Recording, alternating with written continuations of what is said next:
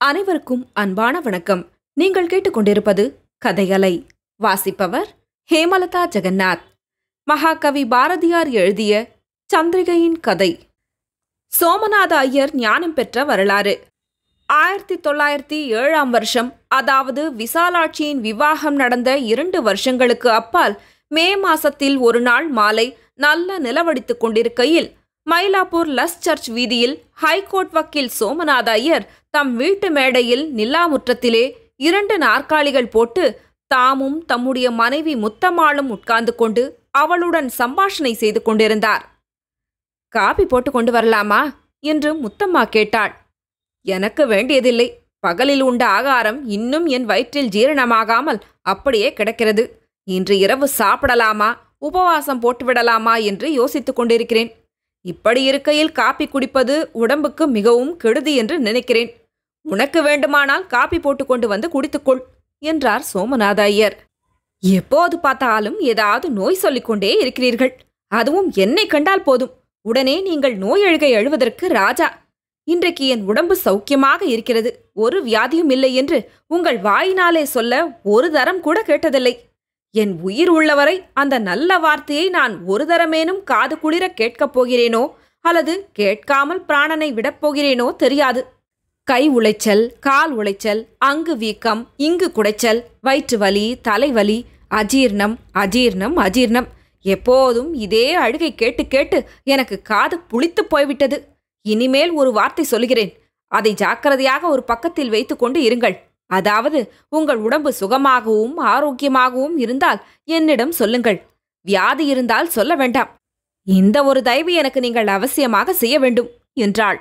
சோமநாத ஐயருக்கு கோபம் பளிச்சென்று வந்துவிட்டது. அவருக்கு முற்கோபம் அதிகம்.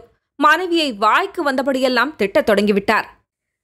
நன்றி கெட்ட நாய் முண்டாய், உன் பொருட்டாக நான் படும் பாடு பஞ்சுதான் படுமோ, சொல்லத்தான் படுமோ, எண்ணத்தான் படுமோ? நாய் போல உழைக்கிறேன். கும்பகோணத்தில் நல்ல வரும்படி வந்து கொண்டிருந்தது. இங்கு வந்தது முதல் வரவு நாளுக்கு நாள் குறைப்பட்டு கொண்டே இருக்கிறது. எனவே உனக்கும் உன் குழந்தைக்கும் சோறு, துணி, மருந்துகள் சம்பாதித்துக் கொடுப்பதில் எனக்கு நேரும் கஷ்டங்களும் மன வருத்தங்களும் கணக்கில் அடங்க மாட்டா. நான் முன்பு சேர்த்து வைத்த சொத்தையெல்லாம் விழுங்கி அதற்கு மேல் 10,000 ரூபாய் வரை கடன் ஏறி போயிருக்கிறது.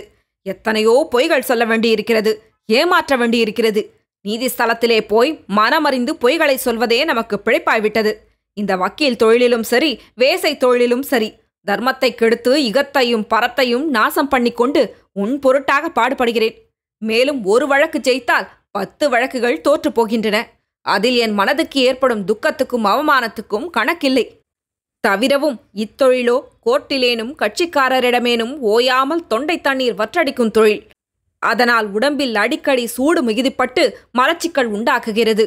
மலச்சிக்கலே சர்வரோகங்களுக்கும் ஆதாரம் என்று நவீன வைத்திய சாஸ்திர பண்டிதர்கள் சொல்லுகிறார்கள்.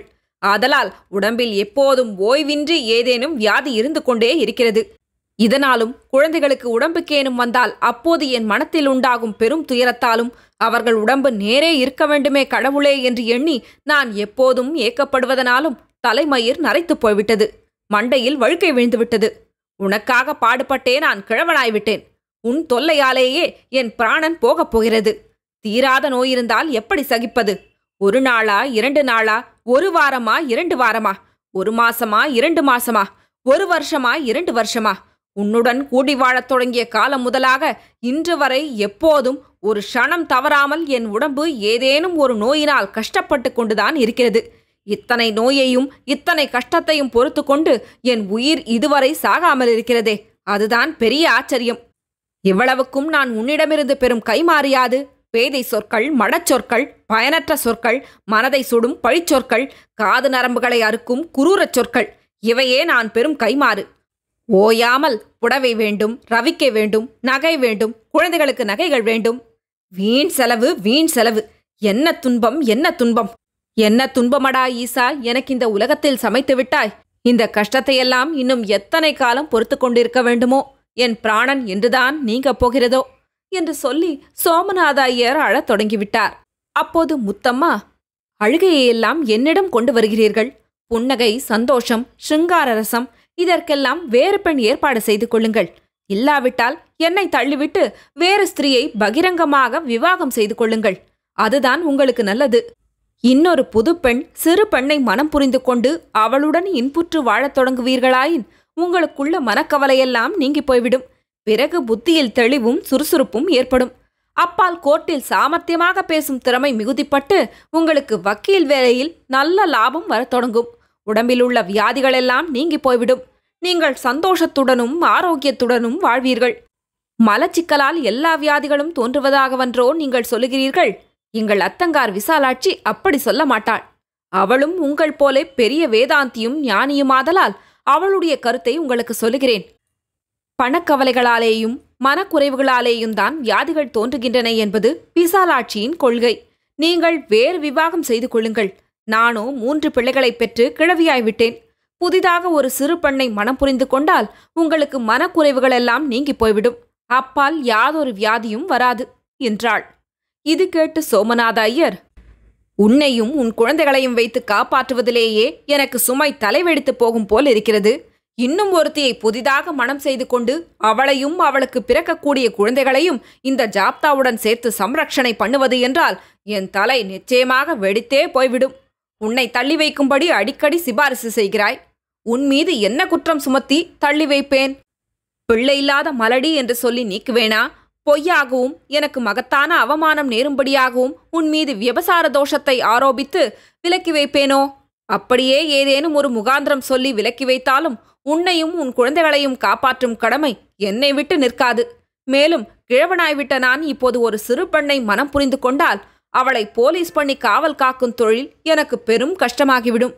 ஆதலால் உன்னை தள்ளி வைத்துவிட்டு வேறு விவாகம் செய்து கொள்ளும்படி நீ தயவுடன் சிபாரிசு செய்யும் வழக்கத்தை இன்றுடன் நிறுத்தி கொள்ளும்படி, அதாவது என் காது நரம்புகளையும் ஹிருதய நரம்புகளையும் அறுப்பதற்கு நீ நிஷ்கிருபையாகவும் இடையின்றியும் மறவாமலும் மீட்டு மீட்டு உபயோகித்து வரும் அஸ்திரங்களில் இந்த ஒற்றை அஸ்திரத்தின் பிரயோகத்தை ஏனும் இனி நிறுத்திவிடும்படி நான் உன்னை மிகவும் தாழ்மையுடன் பிரார்த்தனை செய்கிறேன் என்றார்.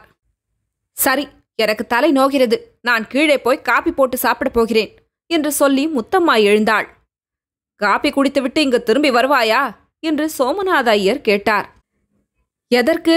இன்னும் அழுகைகளேனும் வசைகளேனும் மிச்சமிருக்கின்றனவோ? நான் குரூர வார்த்தைகள் சொல்வதாக வருத்தப்படுகிறீர்களே. நீங்கள் என்னை பற்றி என்னிடம் சொல்லும் வார்த்தைகளெல்லாம் அமிர்தமயமாக இருக்கின்றன என்றுதான் நினைத்திருக்கிறீர்களோ? சற்று நேரத்துக்கு முன் என்னுடன் கூடி வாழ்வதில் நீங்கள் அடையும் இன்பத்தை விஸ்தாரமாக வர்ணித்தீர்களே. அச்சொற்கள் என் செவிக்கு தேவாமிர்தமாகத்தான் இருந்தன. கேட்க கேட்க தவிட்டவில்லை. சரி, அது வீண் பேச்சு. பனங்காட்டு நரி சலசலப்புக்கு அஞ்சி பயனில்லை. எத்தனை காலம் உங்களுடன் வாழும்படி பகவான் தலையில் எழுதியிருக்கிறானோ அதுவரை இப்படிப்பட்ட ஆசிர்வாதங்கள் தங்களுடைய திருவாயினின்று பிறந்து கொண்டேதான் இருக்கும். அவற்றை நான் சகித்துத்தான் தீர வேண்டும். எனக்கு நிவர்த்தி ஏது? நீங்களாவது என்னை விலக்கி வைத்துவிட்டு மற்றொருத்தியை விவாகம் செய்து கொண்டு சௌக்கியமாக வாழ்வீர்கள். நான் அப்படி செய்ய முடியுமா? எனக்கு வேறு புகழேது என்று முத்தம்மா சொன்னாள். அடியே நாயே, நான் மறுவிவாகம் செய்து கொள்ளலாம் என்ற வார்த்தையை என் காது கேட்க உச்சரிக்கக்கூடாதென்று நான் சொன்னேனோ இல்லையோ? இப்போதுதான் சொல்லி வாய் மூடினேன். மறுபடி அந்த புராணத்தை எடுத்து விட்டாயே. உனக்கு மானமில்லையா? வெட்கமில்லையா? சூடு சொரணை இல்லையா? இதென்னடா கஷ்டமாக வந்து சேர்ந்திருக்கிறது. இவள் வாயை அடக்குவதற்கு ஒரு வழி தெரியவில்லையே. பகவானே, நான் என்ன செய்வேன்? ஏதேனும் ஒரு வியாதி வந்து இவள் வாயடைத்து ஊமையாய்விடும்படி கிருபை செய்ய மாட்டாயா ஈசா என்று கூறி சோமநாத ஐயர் பிரலாபித்தார். சரி, போதும் போதும், காது குளிர்ந்து போய்விட்டது. என்னை காப்பி குடித்துவிட்டு மறுபடி இங்கு வரும்படி சொன்னீர்களே, எதற்காக என்று முத்தம்மா மீண்டும் ஒரு முறை வினவினாள். காப்பி குடித்துவிட்டு வா, பிறகு விஷயத்தை சொல்லுகிறேன். முதலிலேயே இன்ன காரணங்களுக்காகத்தான் அடிக்கிறேன் என்று உனக்கு முச்சலிக்காய் எழுதி கையெழுத்து போட்டு கொடுத்தால்தான் வருவாயோ என்று சோமநாத ஐயர் கர்ஜித்தார். சரி, வருகிறேன். இதற்காக தொண்டையை கிழித்து கொள்ள வேண்டிய அவசியமில்லை. இது ஹைகோர்ட் இல்லை, வீடு என்று சொல்லி முத்தம்மா அந்த ஏழை பிராமணன் மீது ஒரு கடைசி அஸ்திரத்தை பிரயோகம் செய்துவிட்டு கீழே இறங்கிச் சென்றாள். அவள் போனவுடன் சோமநாத ஐயர், ஹைகோர்ட்டில் எனக்கு யாதொரு லாபமும் கிடைக்கவில்லையாம். அதற்காக கேலி பண்ணிவிட்டு போகிறாள். இந்த நாயின் வாயை அடக்க ஒரு வழி தெரியவில்லையே என்று நினைத்து வருந்தினார். வில்லம்பு சொல்லம்பு மேதினியிலே இரண்டாம், வில்லம்பிற் சொல்லம்பே மேலதிகம் என்று பழைய பாட்டொன்று சொல்லுகிறது. இந்த சொல்லம்பை பிரயோகிப்பதில் ஆண் மக்களைக் காட்டிலும் பெண்கள் அதிக திறமையுடையவர்கள் என்று தோன்றுகிறது. இதற்கு முக்கியமான காரணம் ஆண் மக்கள் பெண் மக்களுக்கு செய்யும் சரீர துன்பங்களும் அநீதிகளும் பலாத்காரங்களுமே போலும். வலிமையுடையோர் தம் வலிமையால் எளியாரை துன்பப்படுத்தும் போது எளியோர் வாயால் திரும்பத் தாக்கும் திறமை பெறுகிறார்கள். கைவலிமை குறைந்தவர்களுக்கு அநியாயம் செய்யப்படும் இடத்தே அவர்களுக்கு வாய் வலிமை மிகுதிப்படுகின்றது. மேலும் மாதர்கள் தாய்மாராகவும் சகோதரிகளாகவும் மனைவியராகவும் மற்ற சுற்றத்தாராகவும் இருந்து ஆண் மக்களுக்கு சக்தியும் வலிமையும் மிகுதிப்பட வேண்டும் என்ற நோக்கத்துடன் வேலை செய்கிறார்கள். அவ்வலிமையும் சக்தியையும் தமக்கு விரோதமாகவே செலுத்தப்படும் என்று நன்கு தெரிந்த இடத்திலும் மாதர்கள் தம்மை சார்ந்த ஆண் மக்களிடம் தமக்குள்ள அன்பு மிகுதியாலும் தாம் ஆடவர்களின் வலிமையையே சார்ந்து வாழும்படி நேர்ந்திருக்கும் அவசியத்தை கருதியும் அவர்களிடத்தே மேற்கூறிய குணங்கள் ஏற்படுத்தி வளர்க்க வேண்டுமென்ற நோக்கத்துடன் இடையின்றி முயற்சி பண்ணுகிறார்கள். இவ்வுலக வாழ்க்கையில் ஒருவன் வெற்றியடைய வேண்டுமானால் அவன் சம்பாதித்துக் கொள்ள வேண்டிய குணங்கள் எல்லாவற்றிலும் மிக மிக உயர்ந்த குணமாவது பொறுமை. மனிதனுடைய மனம் சிங்கம் போல் தாக்கும் திறனும் பாயும் திறனும் கொண்டிருப்பது மட்டுமே அன்றி ஒட்டகத்தைப் போலே பொறுக்கும் திறனும் எய்த வேண்டும். அவ்விதமான பொறுமை பலம் இல்லாதவர்களுக்கு வராது. மனத்திற்பமில்லாதோரின் நாடிகள் மிகவும் எளிதாக சிதறக்கூடியன. ஒரு லேசான எதிர்ச்சொல் கேட்கும்போது லேசான சங்கடம் நேரும் போதும் அவர்களுடைய நாடிகள் பெரும் காற்றிடைப்பட்ட கொடியைப் போல் துடித்து நடுங்கத் தொடங்குகின்றன. மனத்திற்பமில்லாதோருக்கு நாடி திற்பம் இராது. அவர்களுக்கு உலகத்தில் புதியது எது நேர்ந்த போதிலும் அதை அவர்களுடைய இந்திரியங்கள் சகிக்கும் திறமையற்றனவாகின்றன. மன உறுதியில்லாத ஒருவன் ஏதேனும் கணக்கெழுதி கொண்டிருக்கும் போது பக்கத்தில் ஏதேனும் குழந்தை குரல் கேட்டால் போதும், உடனே இவனுடைய கணக்கு வேலை நின்று போய்விடும் அல்லது தவறுதல்களுடன் இயல்பெறும். அடுத்த வீட்டில் யாரேனும் புதிதாக ஹார்மோனியம் அல்லது மிருதங்கம் பழகுகிற சத்தம் கேட்டால் போதும், இவருடைய கணக்கு மாத்திரமே அன்றி சுவாசமே ஏறக்குறைய நின்று போகக்கூடிய நிலைமை எய்துவிடுவான். புதிதாக யாரை கண்டாலும் இவன் கூச்சப்படுவான் அல்லது பயப்படுவான் அல்லது வெறுப்பெய்துவான். மழை பெய்தால் கஷ்டப்படுவான், காற்றடித்தால் கஷ்டப்படுவான். தனக்கு சமானமாகியவர்களும் தனக்கு கீழ்ப்பட்டவர்களும் தான் சொல்லும் கொள்கையை எதிர்த்து ஏதேனும் வார்த்தை சொன்னால் இவன் செவிக்குள்ளே நாராசபானம் புகுந்தது போல பேரிடர்படுவான். பொறுமையில்லாதவனுக்கு இவ்வுலகத்தில் எப்போதும் துன்பமே அன்றி அவன் ஒரு நாளும் இன்பத்தை காணமாட்டான். ஒருவனுக்கு எத்தனைக்கத்தனை பொறுமை மிகுதிப்படுகிறதோ அத்தனைக்கத்தனை அவனுக்கு உலக விவகாரங்களில் வெற்றி உண்டாகிறது. இது பற்றியே அன்றே நம் முன்னோர் பொறுத்தார் பூமியாழ்வார், பொங்கினார் காடாழ்வார் என்று அருமையான பழமொழி ஏற்படுத்தினர். இத்தகைய பொறுமையை ஒருவனுக்கு சமைத்துக் கொடுக்கும் பொருட்டாகவே அவனுடைய சுற்றத்து மாதர்களும் விசேஷமாக அவன் மனைவியும் அவனுக்கு எதிர்மொழிகள் சொல்லிக்கொண்டே இருக்கிறார்கள். கோபம் பிறக்கத்தக்க வார்த்தைகள் சொல்லுகிறார்கள். வீட்டு பழக்கம்தான் ஒருவனுக்கு நாட்டிலும் ஏற்படும். வீட்டிலே பொறுமை பழகினாலன்றி ஒருவனுக்கு நாட்டு விவகாரங்களில் பொறுமை ஏற்படாது. பொறுமை எவ்வளவுக்கு எவ்வளவு குறைகிறதோ ஒருவனுக்கு அத்தனைக்கு அத்தனை வியாபாரம், தொழில் முதலியவற்றில் வெற்றியும் குறையும். அவனுடைய லாபங்கள் எல்லாம் குறைந்து கொண்டே போகும். பொறுமையை ஒருவனிடம் ஏற்படுத்தி பழக்க வேண்டுமானால் அதற்கு உபாயம் யாது? சரீரத்தில் சகிப்புத்திறமை ஏற்படுத்தும் பொருட்டாக ஜப்பான் தேசத்தில் சிறு குழந்தையாக இருக்கும்போதே ஒருவனுடைய தாய் தந்தையர் அவனை நெடுநேரம் மிக மிக குளிர்ந்த பனிக்கட்டிக்குள் தன் விரலை அல்லது கையை புதைத்து வைத்துக் கொண்டிருக்கும்படி செய்து பழக்குகிறார்கள். மிக மிக சூடான வெந்நீரில் நெடும் பொழுது கையை வைத்துக் கொண்டிருக்கும்படி ஏவுகிறார்கள். இவை போன்றன உடம்பினால் சூடு குளிரை தாங்கும்படி பயிற்றுவதற்குரிய உபாயங்களாம். இது போலவே சுகதுக்கங்களை சகித்துக் கொள்வதற்குரிய மனப்பொறுமை ஏற்படுத்துவதற்கும் சூடான சொற்களும் சகிக்க முடியாத பேதமை சொற்களும் சொல்லி சொல்லித்தான் ஒருவனை பழக்க வேண்டும். அவற்றை கேட்டு கேட்டு மனிதனுக்கு காதும் மனமும் நன்கு திட்பமெய்தும். இங்கனம் பொறுமை உண்டாக்கி கொடுக்கும் பொருட்டாகவும் மனிதனுடைய மனத்தில் அவனாலேயே அடிக்கடி படித்து கொள்ளப்படும் வீண் கவலைகளினின்றும் வீண் பயங்களினின்றும் அவன் மனத்தை வலிய மற்றொரு வழியில் திருப்பிவிடும் பொருட்டாகவும் ஒருவனுடைய மாதா அல்லது மனைவி அவனிடம் எதிர்பார்க்கப்படாத பேதமை மிஞ்சிய கோபம் விளைவிக்கக்கூடிய சொற்கள் உரைக்கிறார்கள். அவனுடைய அன்பு எத்தனை ஆழமானதென்று சோதிக்கும் பொருட்டாகவும் அங்கனம் பேசுகிறார்கள். அன்பு பொறுக்கும், அன்பிருந்தால் கோபம் வராது. அன்றி ஒருவேளை தன்னை மீறி கோபம் வந்த போதிலும் மிகவும் எளிதாக அடங்கி போய்விடும். இத்தகைய அன்பை கணவன் தன்மீது உடையவனா என்பதை தெரிந்து கொள்ளும் பொருட்டு மாதர் பல சமயங்களில் கோபம் விளைவிக்கத்தக்க வார்த்தைகளை மனமறிய பேசுகிறார்கள்.